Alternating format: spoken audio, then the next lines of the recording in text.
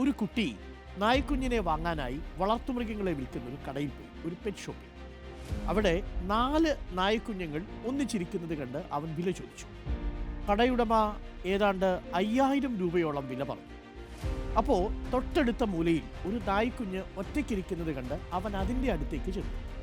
ആ നായ്ക്കുട്ടി ഓമനത്തോടെ അവനെ നോക്കി. ഇതെന്താ ഇങ്ങനെ ഒറ്റയ്ക്കിരിക്കുന്നതെന്ന് അവൻ ചോദിച്ചു. കടയുടമ പറഞ്ഞു, അതിനെ വിൽക്കുന്നില്ല, അവൻ്റെ കാൽ ഒടിഞ്ഞതാണ്, അവനെ അങ്ങനെ ഉറങ്ങാൻ വിടാനാണ് പദ്ധതി. കുട്ടി ചോദിച്ചു, അവനെ എനിക്ക് വിൽക്കുമോ? കടയുടമ ഇല്ലെന്ന് തറപ്പിച്ചു പറഞ്ഞെങ്കിലും അവൻ്റെ നിർബന്ധത്തിന് വഴങ്ങി 5000 രൂപ തന്നാൽ തരാമെന്ന് പറഞ്ഞു. കുട്ടി സമ്മതിച്ചു. അപ്പോൾ കടയുടമ ചോദിച്ചു, 5000 രൂപയ്ക്ക് നല്ല നായ്ക്കുഞ്ഞുങ്ങളെ കിട്ടുമായിരുന്നിട്ടും ഈ കാലൊടിഞ്ഞ നായ്ക്കുഞ്ഞിനെ നിനക്ക് എന്തിനാടോ? മറുപടി പറയുന്നതിന് പകരം കുട്ടി തൻ്റെ ഇടത് കാലിലെ പാൻറ് അല്പം ഉയർത്തി കാണിച്ചു. കാലിന് സ്വാധീനമില്ലാത്തതിനാൽ അവനൊരു ബ്രേസ് ധരിച്ചിരുന്നു. പ്രിയപ്പെട്ടവരെ, ഇത് കണ്ട കടയുടമ പറഞ്ഞത് എനിക്ക് മനസ്സിലായി. നീ അവനെ വെറുതെ എടുത്തു. ഇന്ന് കടയുടമ സന്തോഷത്തോടെ ആ കുട്ടിയോട് പറഞ്ഞു.